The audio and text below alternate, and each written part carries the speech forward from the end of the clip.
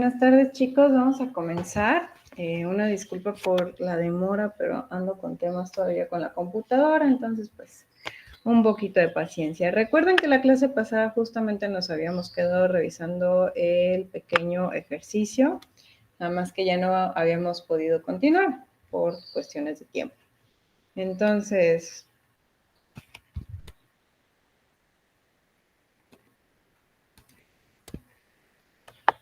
para el ejercicio 2 tenemos el paciente que tiene diabetes tipo 1. Hablábamos un poquito aquí algunas cuestiones importantes, ¿no?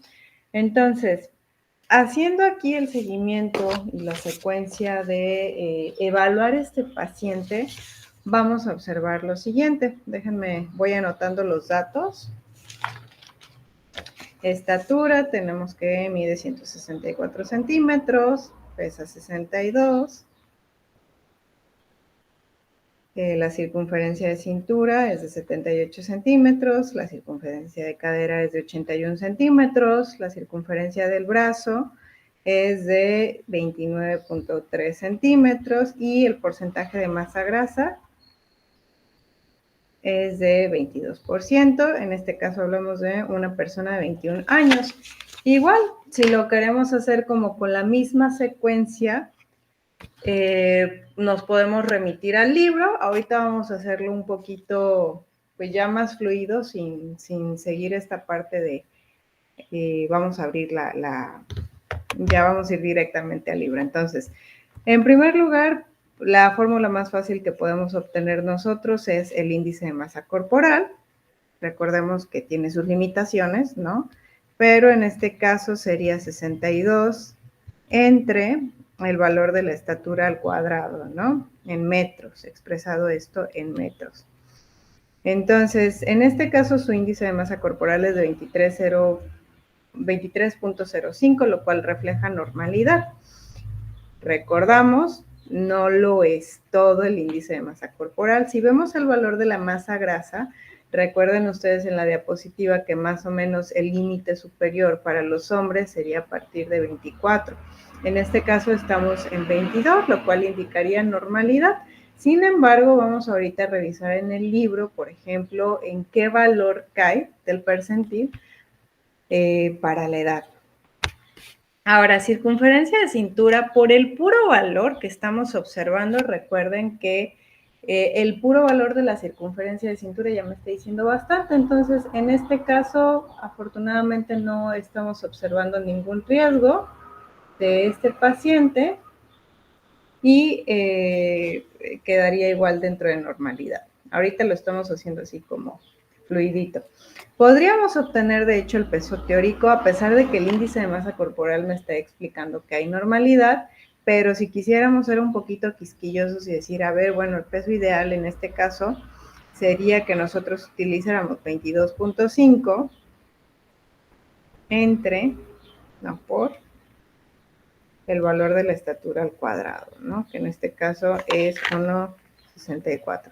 Ahí lo estoy poniendo con 1,62. 64. Digo, el peso ideal en este caso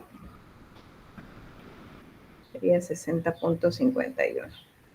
El peso ideal sería 60.51. Digo, realmente aquí no es como el tema de relevancia esta cuestión de decir, a ver, qué sospecho.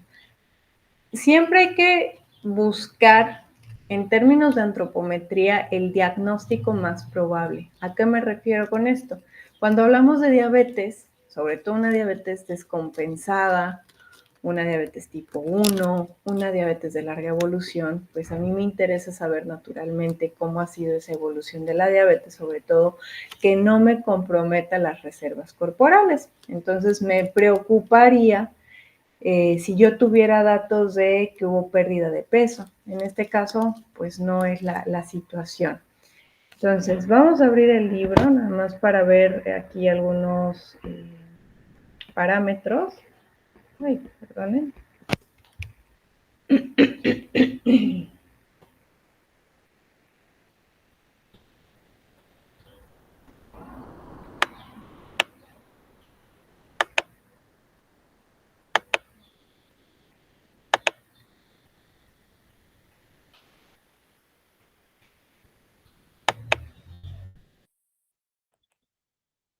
Listo.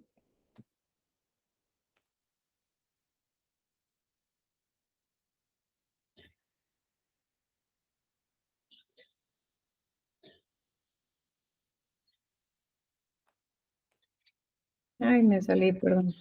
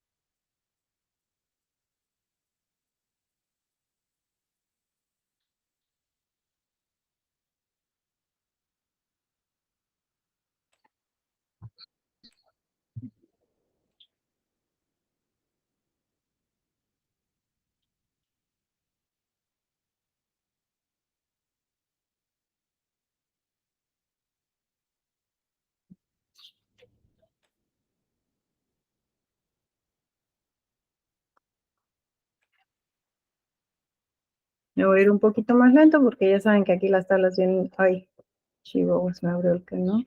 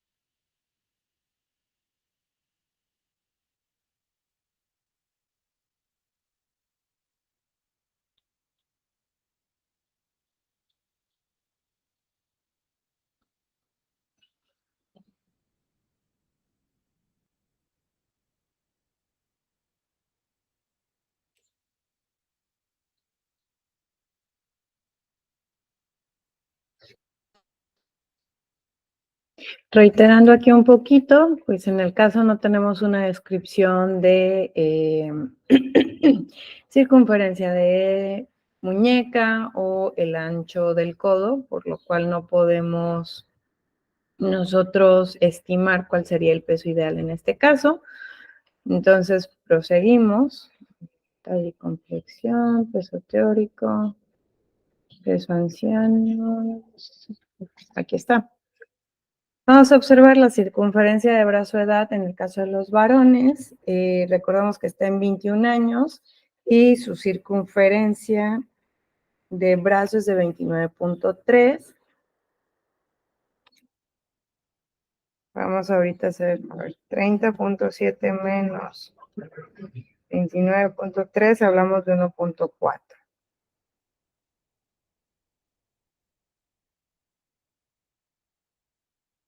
Está más cercano aquí al percentil 25. Sin embargo, a pesar de que el percentil es chiquito, no es un percentil que suponga un riesgo el valor por sí solito.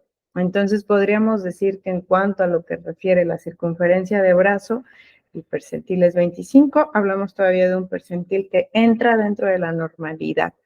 No hablamos de desnutrición, no hablamos de bajo peso, no hablamos tampoco de una obesidad o una de hipertrofia.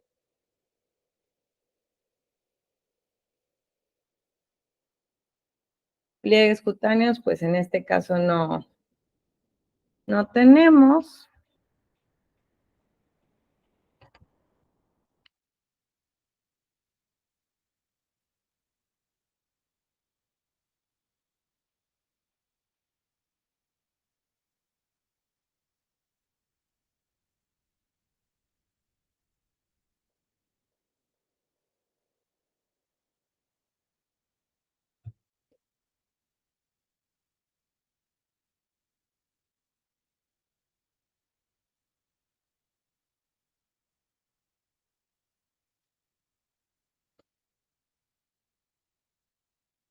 Porcentaje de grasa, edad varones, vamos a observar, en este caso era de 22%, si lo recuerdan.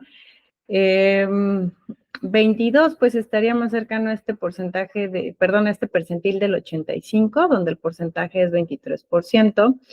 Y también recordemos que en este caso queda justo en valores de normalidad. Entonces descartamos problemas en cuanto a la adiposidad.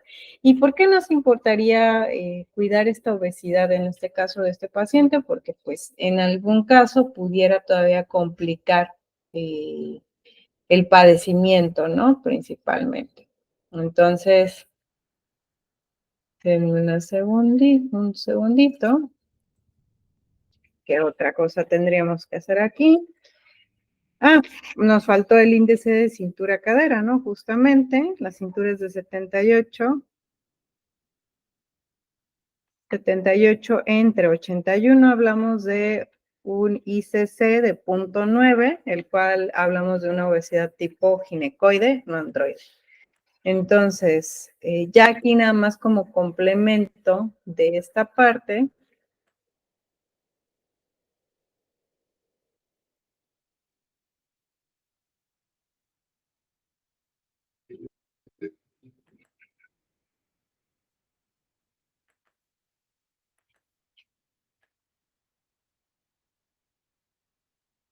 Ay, creo que este es otro. Una disculpa aquí. Entonces, ahora sí que, ¿qué diagnóstico podríamos emitir con la información antropométrica bioquímica? Ya les había comentado un poquito la clase pasada de la parte bioquímica y las observaciones, entonces podemos concluir en este paciente de 21 años masculino que dentro de la valoración antropométrica no estamos contando con algún parámetro que resulte de riesgo.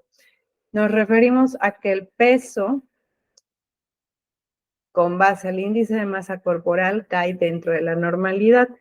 Esto sumado con algunos indicadores, algunas mediciones importantes, como es el caso de la circunferencia de brazo, la circunferencia de cintura, el índice de cintura-cadera y el porcentaje de masa grasa, caen dentro de parámetros normales. Se descarta hablar de alteraciones de peso tanto por deficiencia como por el exceso.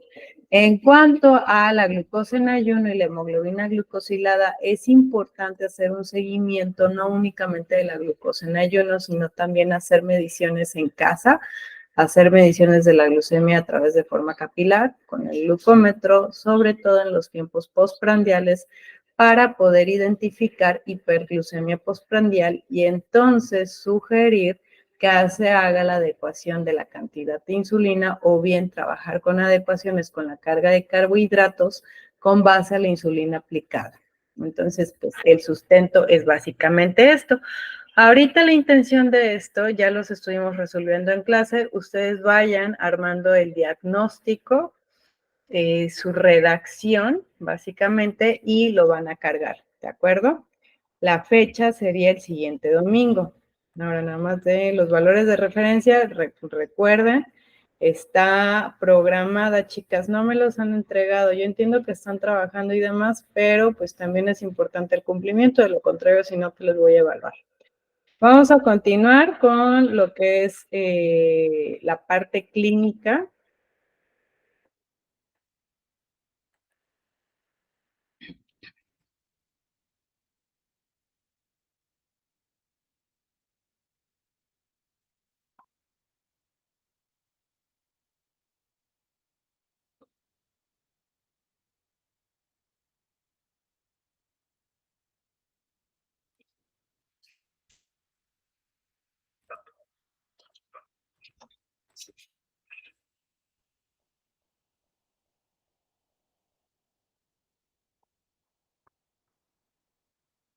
La parte clínica, toda esta evaluación de las condiciones clínicas del estado de nutrición es muy importante porque se puede hacer una detección oportuna, ya sea por deficiencias, excesos o trastornos del estado nutricional.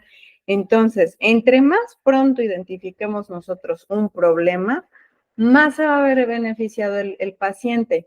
Recordemos que nosotros como profesionales de la salud deberíamos de actuar siempre a nivel prevención, no a nivel tratamiento. Sobre todo el nutriólogo, cuando se utiliza para prevenir, está fenomenal. Entonces, la evaluación clínica, pues, requiere ciertas características importantes, como cuáles. Pues en parte conocer en detalle toda la historia clínica del individuo y hacer el examen físico para poder dar una interpretación a todos los hallazgos. Por la parte de la historia médica, recordemos que es esta parte de identificar factores que pueden influir en el estado de nutrición, algunos datos como el dato del paciente y el por qué está aquí, ¿no? Dentro de los datos del paciente, pues entra su edad, su ocupación, cuál es incluso su función en la familia, su estado civil, el nivel de escolaridad que tiene, si consume alcohol, si consume tabaco o cualquier otra sustancia, las actividades o el ejercicio que hace, cuál es su dirección, cuál es su teléfono, cuál es su email. Si bien no va a impactar de forma directa con el estado de salud, es importante tener este panorama general. Entonces, diré un poquito como riéndome porque pues realmente sí tiene impacto en el estado de salud. ¿A qué me refiero? Imagínense que yo hablara de un paciente que vive en un lugar donde el acceso a los servicios de salud está limitado. Dense cuenta cómo incluso sí tiene que ver. Diríamos, bueno, la dirección que va no va al caso, ¿no? Claro que sí, porque hablamos de tener o no esta facilidad de ingresar a los lugares de salud.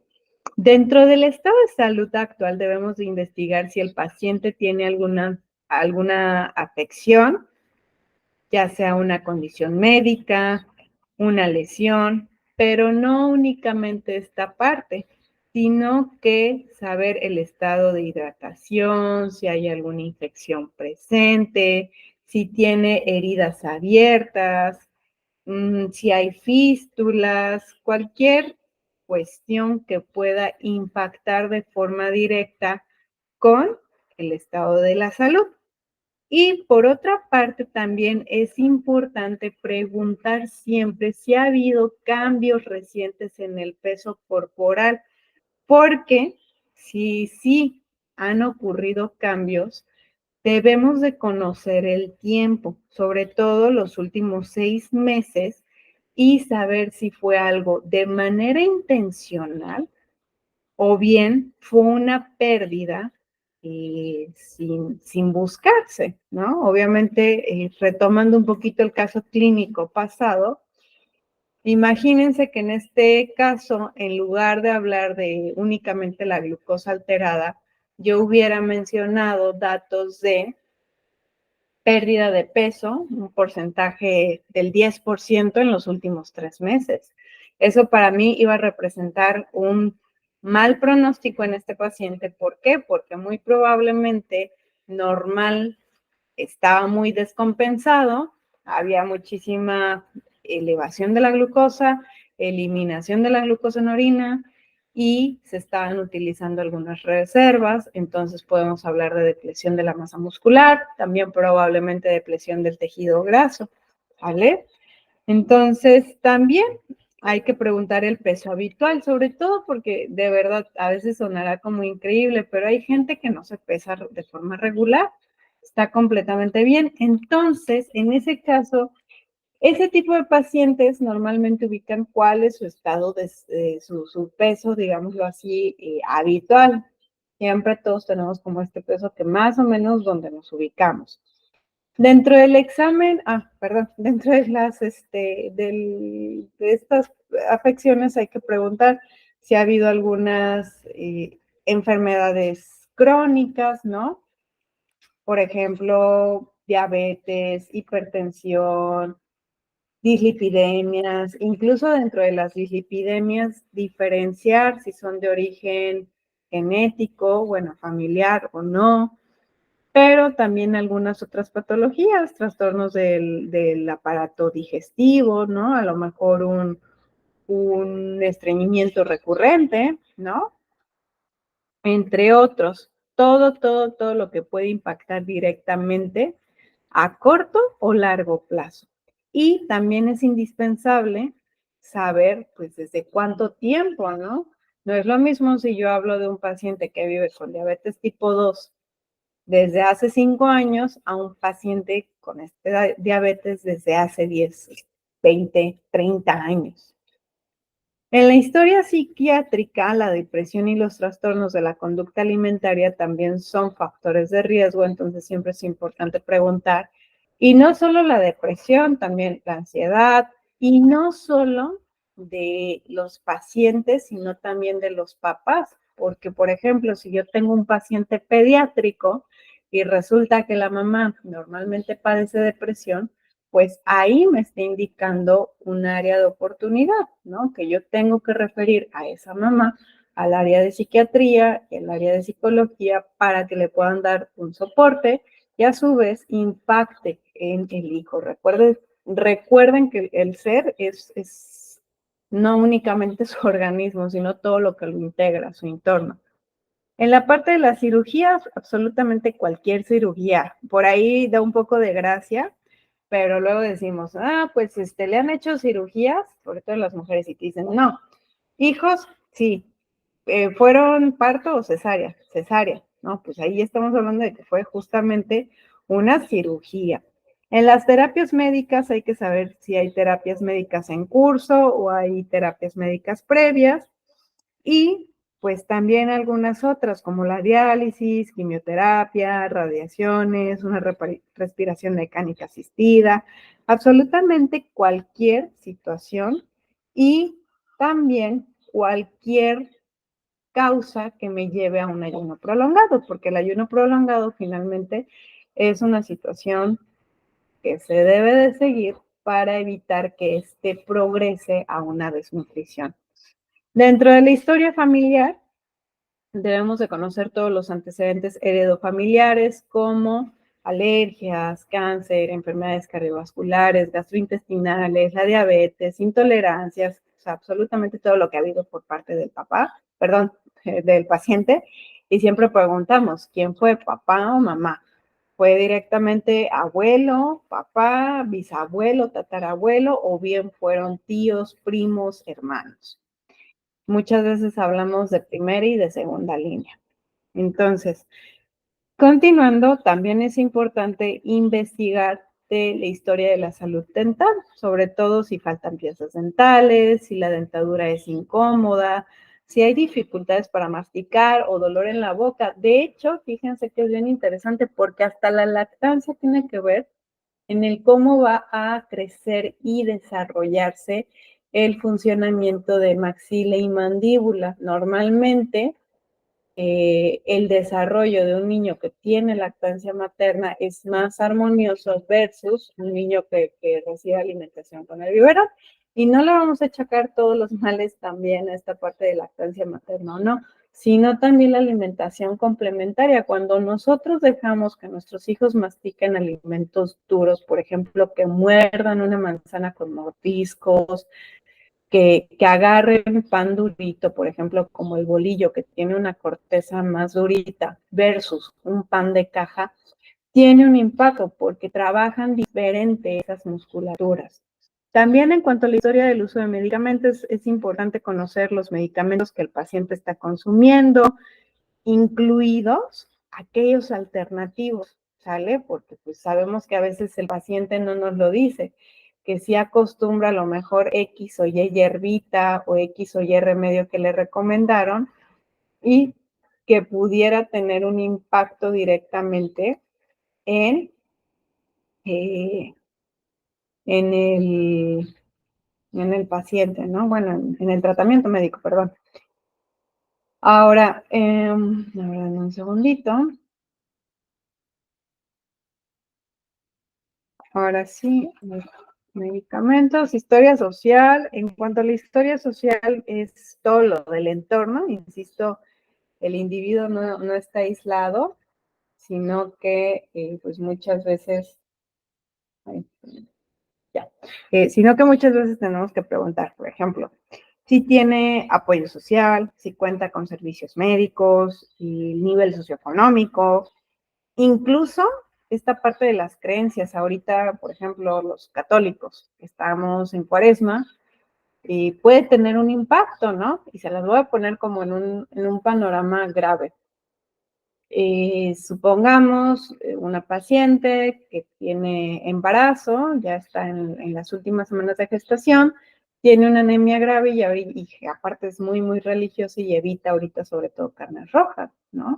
Entonces, pues para mí eso va a representar mucho. ¿Por qué? Porque no estamos teniendo consumo de alimentos ricos en hierro, sobre todo hierro en. También la historia alimentaria y nutricia. Es importante resaltar que todos los antecedentes alimentarios y nutricios no pueden hacer una evaluación exhaustiva del consumo de alimentos y los nutrimentos, porque eso lo voy a hacer a partir de la evaluación dietética. Ya lo hablaremos más adelante. Entonces, en esta historia alimentaria nutricional y nutricia, perdón, tenemos que preguntar como el panorama general. ¿Cuáles son los hábitos que tiene este paciente? Sus horarios de alimentación, qué alimentos le gustan, a cuál es intolerante, cuáles le generan alergia.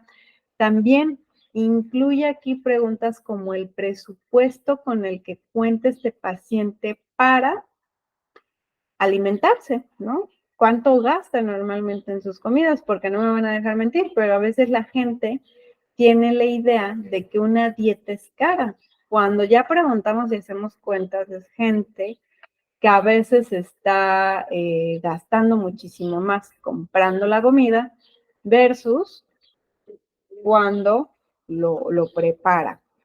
Y también depende del ciclo de la vida, ¿no? Si hablamos de un lactante, pues cómo está siendo esa lactancia, si es materna exclusiva, con fórmula láctea, mixta, cuántas tomas, cuántas onzas, cuántos pañales.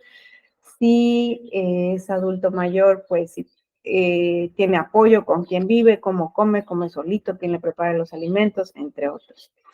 Y también aquí debemos de estar buscando algunos síntomas relacionados con las deficiencias de vitaminas y de nutrimentos. Entonces, aquí les digo, una parte como general, ¿sale? No es que nosotros vayamos a hacer como toda la parte ahí el interrogatorio en ese punto.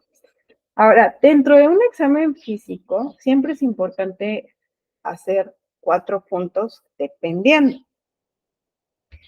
pero debemos de inspeccionar de forma general. Por inspección, ¿a qué me refiero? Vamos a conocer color, forma, textura y tamaño. ¿Qué podemos hacer? ¿En dónde lo podemos hacer? Pues, por ejemplo, la piel, ¿no? ¿Cuál es la coloración que tiene, su forma, la textura y el tamaño? Sobre todo si me dice la paciente que tiene un bulto, pues veo.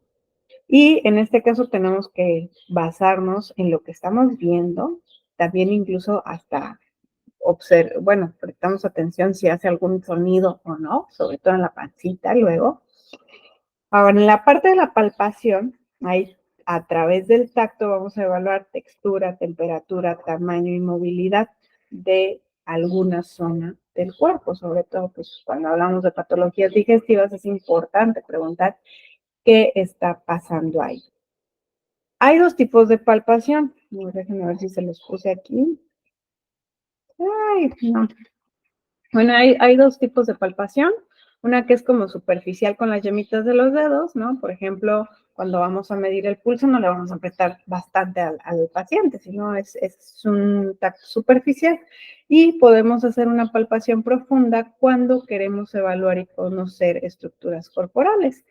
Por ejemplo, ¿qué tal si me está hablando de edema la paciente? Entonces, puedo hacer una palpación superficial, ¿no? Y ver qué retorna, o bien, si requiere, lo hago un poquito más profundo, con más fuerza, para observar qué tanto tiempo toma regresar a la normalidad. Ahora, también podemos valernos de la percusión, que es tal cual como la percusión, como los tambores, es dar golpes con los dedos y las manos en una superficie corporal, sobre todo para identificar los sonidos y saber si el órgano está lleno de aire, por ejemplo, la cavidad abdominal está llena de aire, o también si está lleno de líquido, ¿no? Entonces, el aparato digestivo, igual, insisto, es una zona que muchas veces nosotros llegamos a hacer técnicas de percusión. Y en cuanto a la auscultación, es escuchar los ruidos del organismo, sobre todo aquellos que se producen por los pulmones, el corazón, el hígado y el intestino, gracias a un estetoscopio.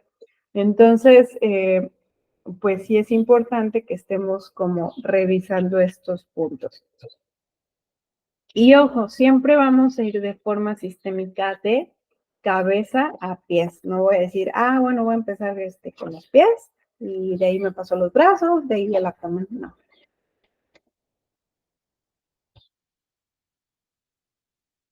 Dentro de algunos pasos previos a la exploración física, pues todos nosotros hemos ido al médico en diferentes etapas y por diferentes razones.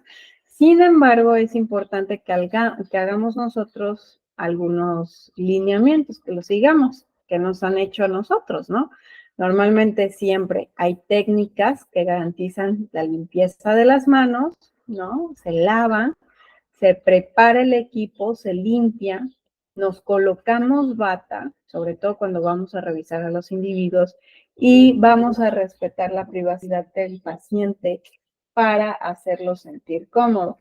¿Se acuerdan cuando les había comentado esta parte de no le voy a decir al paciente que se quite la ropa? No, realmente es pedirle que se quede con la menor cantidad de prendas posibles y el tono como lo diga, ¿no? O sea, un tono neutral, porque finalmente es parte del trabajo. Otro punto muy importante es explicar a los pacientes los procedimientos que se les van a realizar, porque yo creo que a todos nos han tocado diferentes experiencias, pero es bonito cuando tú vas y te explica el médico, ¿no? O el que te toma la muestra, o el nutriólogo, o la enfermera, o el fisio que te explique, mira, vamos a descubrir esta zona, voy a colocar este equipo, voy a hacer este tipo de inspección, más o menos me va a tomar tantos segundos, puedes llegar a sentir X o Y sensación, y posteriormente terminamos. Este estudio se hace con el objetivo de X y Y. Aquí hablándolo en el campo de la nutrición, pues muchas veces, ¿qué hacemos nosotros? ¿Y cómo lo podemos explicar? Mira, durante la evaluación te voy a solicitar que te retires tu calzado, tus calcetas de ser posible, te quedes con la menor cantidad de prendas posibles, también los bolsillos estén vacíos, damos llaves, celular, cartera o todo lo que pueda generar un peso extra. Te voy a colocar aquí para tomar tu estatura. Para esto te voy a solicitar que tus talones los juntes, las puntas de tus pies queden ligeramente separadas, haciendo como una especie de V. Voy a tocar las rodillitas para inspeccionar que estén parejas y probablemente acomode tu rostro para que la toma de la medición sea la correcta. Posteriormente vas a pasar a la báscula. Te voy a solicitar que te coloques mirando hacia el frente, derechito, y permanezcas inmóvil, de preferencia baja en el momento que te lo indique. Voy a tomar algunas circunferencias como la cintura, la cadera, la circunferencia del brazo, para lo cual te voy a pedir muy probablemente que alces únicamente tu prenda de tal manera que pueda tomar la circunferencia de tu cintura o de tu abdomen, y para tu circunferencia de cadera voy a tener que estar agachadito. Voy a observar el borde, la parte más pronunciada de la parte de los glúteos, y voy a pasar mi cinta métrica, por lo cual voy a rodearte unos segundos para poder acomodar la cinta. Para tu circunferencia del brazo, voy a acomodar tu brazo de esta forma, haciendo un ángulo de 90 grados. Voy a tomar la distancia entre el punto más alto de tu hombro y el punto más lejano del codo. Te voy a marcar con un plumoncito justo en la parte del medio. Posteriormente acomodo tu brazo extendido relajado para medir la circunferencia. Y por último, vamos a evaluar tus porcentajes de grasa a través de la técnica, por ejemplo, de plicometría, ¿no? Y ya van explicando, o sea, siempre que ustedes lo van platicando al paciente, a lo mejor al inicio ni les pone como tanto caso, porque luego se llegan a perder un poco con la instrucción, pero conforme lo van pasando, le van recordando estos procedimientos. Luego, es importante que se descubra únicamente el área que se va a examinar, insisto, la comodidad, explicar el objetivo del procedimiento, para qué hacemos toda esta parte, y es importante que estemos capacitados para hacer el examen físico enfocado a problemas nutricionales. ¿A qué nos referimos? Insisto, esta parte de ir de cabeza a pies, vamos a observar el cabello, vamos a observar los ojos, la nariz, la boca, la lengua, las encías, evaluar la garganta, vamos a ver pecho, tórax, vamos a observar explorar la zona abdominal, zona de pelvis, piernas, pies, extremidades, brazos, perdón, manos, para identificar cualquier signo que me esté revelando algún problema nutricional. Y existen diferentes aspectos que nosotros debemos de indagar siempre. Hacer un examen general implica observar el aspecto de forma general de mi paciente, es decir, se encuentra orientado, cuál es la expresión verbal que tiene, cuál es el grado de movilidad que tiene, cuál es la forma del cuerpo, así como signos que me estén informando sobre pérdida de la masa muscular, de la masa grasa, peso corporal total. Observo la postura del cuerpo, el nivel de conciencia, también heridas, ¿no? Incluso entre cualquier otro dato que me resulte relevante. Dentro de los signos vitales, dentro de esta parte, debo de medir la tensión arterial, el pulso, la temperatura corporal, la frecuencia cardíaca, también en este caso de que yo no tenga como el equipo, ¿no? Para la presión arterial, pues a lo mejor solicitar el apoyo del área médica, ¿no? Bueno, pues cuando vayas con el médico, por favor, vamos a solicitar esto. También vamos a evaluar dimensiones físicas y la composición corporal, donde aquí, ojo, no se me vayan a confundir. En este apartado no implica mediciones antropométricas, sino la evaluación visual de las condiciones del individuo, es decir, simetría, proporción, peso, estatura, una relación normal o desajustada, ¿no? Por ejemplo, a ver, déjenme pensar, chéquense. Les decía que a veces en el tema de la distribución de la masa grasa, pues nunca hay una homogénea, no es homogénea. Entonces, puedo observar esta cuestión de, se aprecia que la obesidad es de tipo androide o es de tipo ginecoide.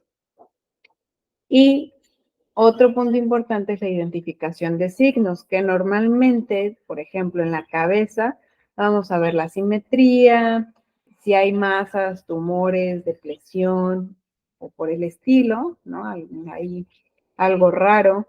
En el cabello, pues el color, el brillo, la cantidad, la textura, normalmente el cabello debe ser homogéneo y pues debe ser abundante, debe de tener un brillo y un solo tono.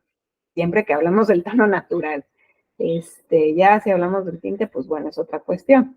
Dentro de la cara, pues igual el color, lesiones, textura, humectación, el color, la temperatura, incluso que se vea como hasta suavecita, ¿no?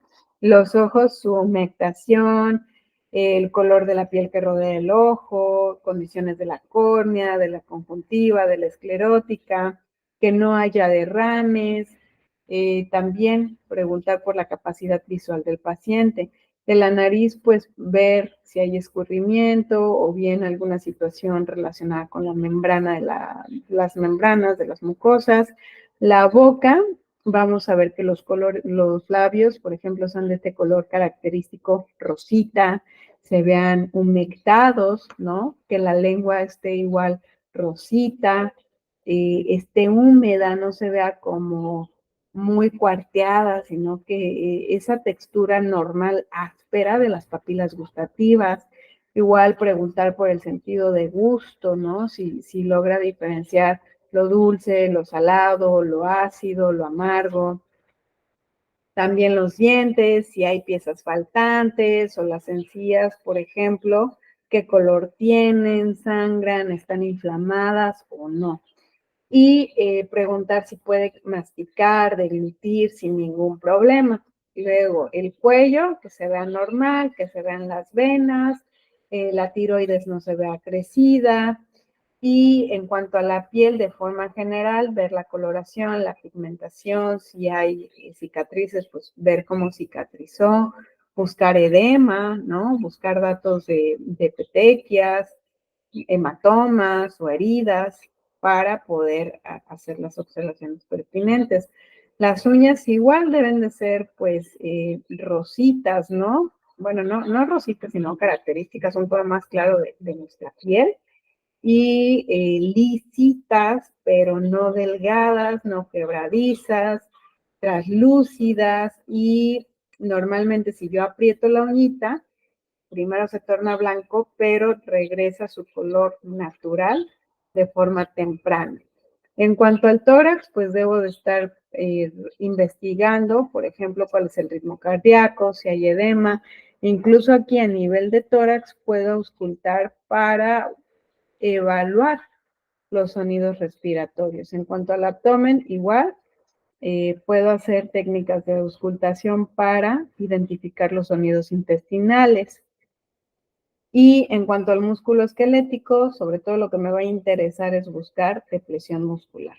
En la parte neurológica es el estado general, pero también, por ejemplo, la coordinación, si hay debilidad, parálisis, si hay incluso habilidades motoras gruesas y finas, sobre todo cuando trabajen con pequeñines, investiguen si ya tiene pinza gruesa o pinza fina, porque también esto va muy de la mano con el éxito de la alimentación complementaria. Entonces, aquí ponemos el orden para que se acuerden, bastante general, pero siempre vamos a ir en este sentido, ¿no? Voy desde arriba hasta abajo y general.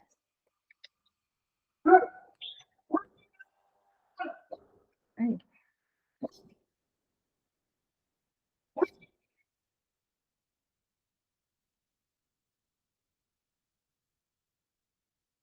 Ahora, dentro de otro aspecto muy importante en la parte clínica es evaluar signos y síntomas. Es algo que siempre se escucha, signos y síntomas, signos y síntomas. Entonces, signos es algo que podemos observar y que el sujeto puede estar consciente o no de ello.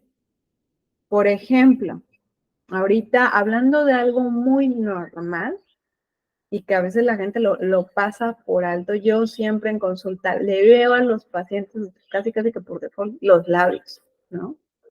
Signos de deshidratación, labios cuarteados y que incluso se llegan a ver como si se hubieran espolvoreado harina, ¿no?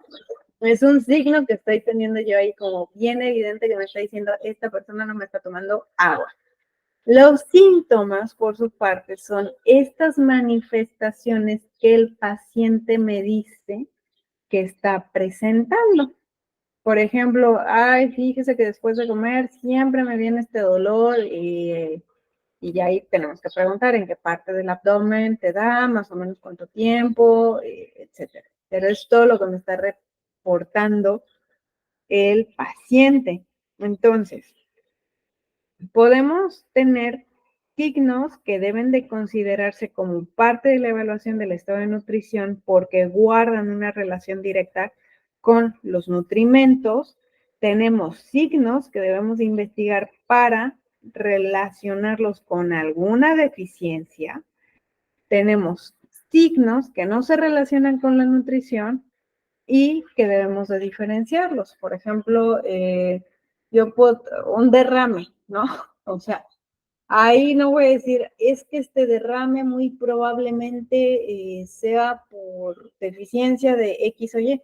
No, probablemente ese derrame pudo haber venido por otra situación, ¿no? Ya yo preguntaré al paciente, bueno, a ver, platícame cuándo te salió este derrame en el ojito, cuánto tiempo tiene, qué pasó.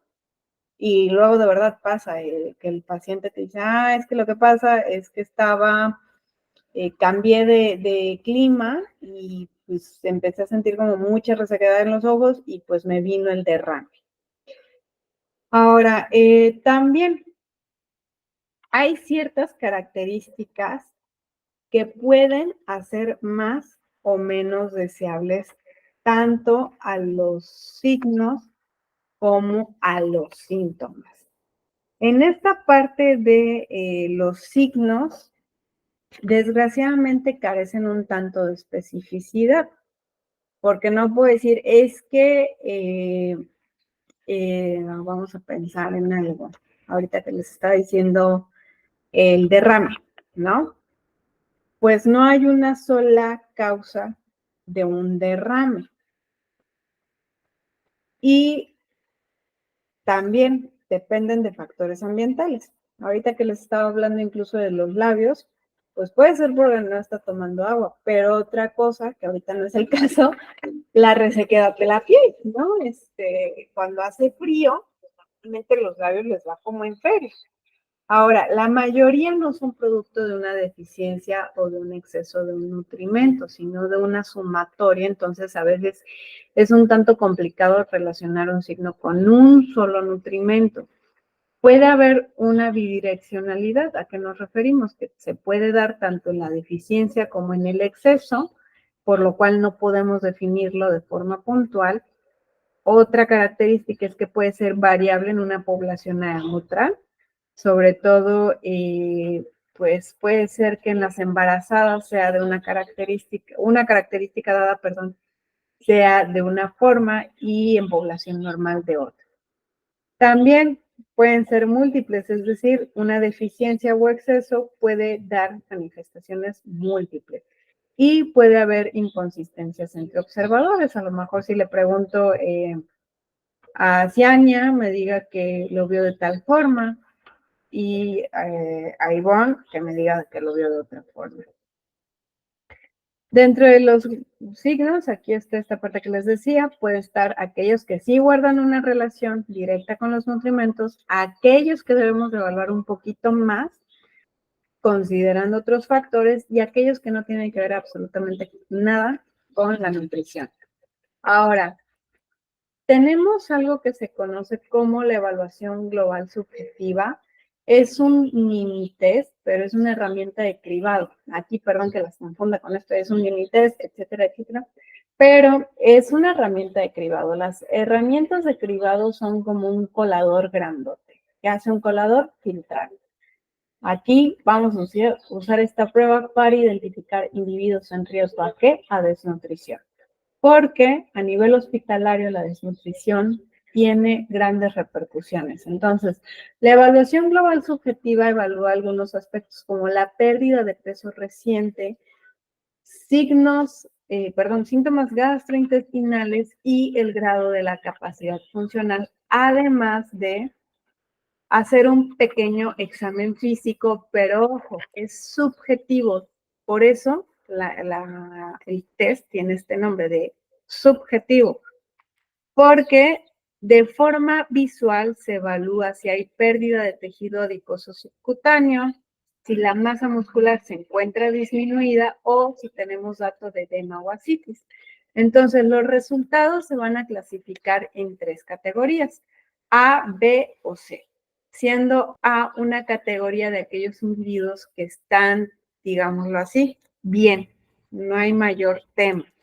En la categoría B vamos a encontrar aquellos individuos que existe un grado de desnutrición moderada o bien se tiene una sospecha de la desnutrición. Y en la categoría C tenemos una desnutrición considerable. Sobre todo, insisto, piénsenlo a nivel hospitalario. Muchas veces nos preocupa que mi paciente vaya a verse complicado.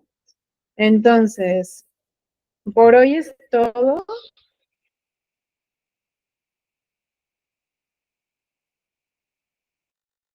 Chicas,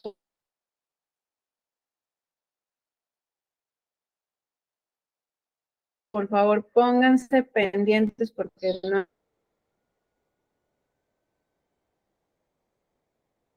estoy viendo aquí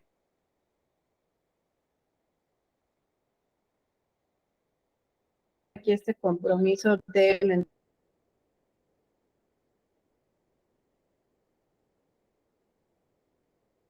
entrega de sus evaluaciones, nada más para compartirles.